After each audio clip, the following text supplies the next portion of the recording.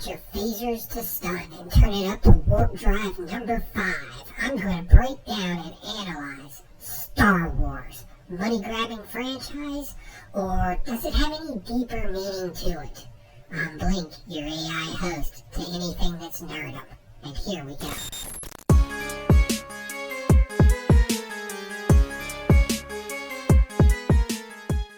Star Wars tells the story of a whiny teenage humanoid named Luke. But I was going into Toshi Station to pick up some power converters. Who just hangs around at home and doesn't have any friends. His family buys 2 of the least helpful appliances on the market, and before you know it, their house is destroyed.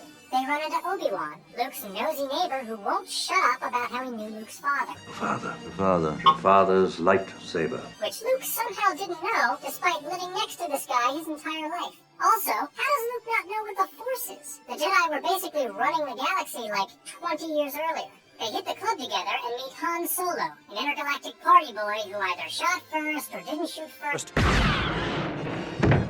Who cares? Next, they go to an even bigger club and fight over a girl. Obi-Wan forgets his ID, so the bouncer kicks him out. No! And the rest of them get all worked up about it and come back to trash the place. Finally, they have a very long, oddly wordless ceremony where Luke and Han get medals, but Chewie doesn't. And neither do the other surviving pilots or anyone else who helped plan the attack.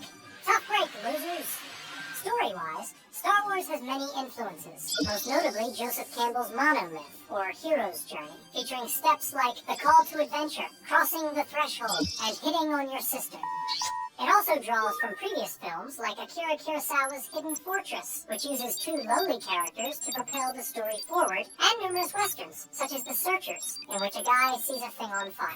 The film also has religious and metaphysical overtones. The Force is something that requires faith, a human concept necessitated by crippling mental insufficiencies. Hokey religions and ancient weapons are no match for a good blaster. The ethos of the Jedi is reminiscent of Earth's Taoism, which teaches that there is a force called the Tao behind everything in existence, from trees to toxic waste to seahorses to horses. It surrounds us and penetrates us. It binds the galaxy together. Lao Tzu wrote in the Tao Te Ching of an energy that gives people life yet claims no possession. It is the steward yet exercises no authority. Kinda like me with the comment box. Obi-Wan tells Luke to trust the Force instead of technology, since when have old people ever trusted technology? In contrast, the Empire puts all their faith in the Death Star and rallies behind a guy who is more machine than man. This cold reliance on technology leads to chaos and destruction. Whereas living in harmony with the natural world leads Luke to victory and a more heartwarming kind of destruction. The Empire can trace its roots back to humans. Its most successful ideology, fascism. The Imperial generals wear clothing that resembled Bavarian chevaucheurs, which were all the rage in the spring of 1915. Many communist and fascist regimes used black and red as their colors, most notably the Third Reich and the Miami Heat. Also, stormtroopers is what German dictator Alfred Hitler called his personal bodyguards during World War Z.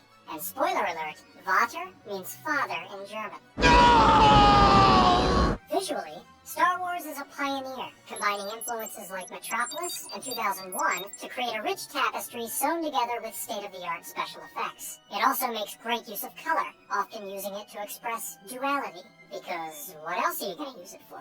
As if mirroring the film's moral structure, Vader and the Empire's upper echelon members all wear black, whereas Luke and Leia wear white. Han wears black and white together because he's a bit of a bad boy.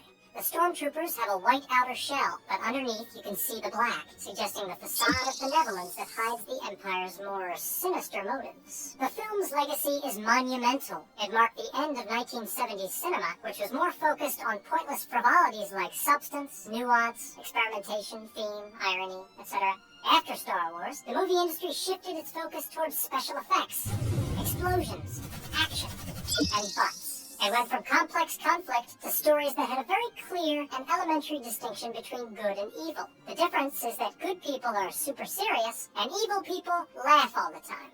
Furthermore, Star Wars ushered in a new era of monetization, with sequels, merchandising, clothes, toys, spin-off novels, comic books, and video games. All of which will come to the end of the human race. The moral of the story is, if at first you don't succeed, just keep at it. The first 3 Star Wars movies were a pile of hot garbage, but by the 4th movie, the series finally hit its stride. And the one that came out last week wasn't bad either. Well, that's it for this one. I hope you enjoyed it. Please don't forget to like, subscribe, and even leave a comment, especially if you know somebody out there that I may be missing in the old algorithms here.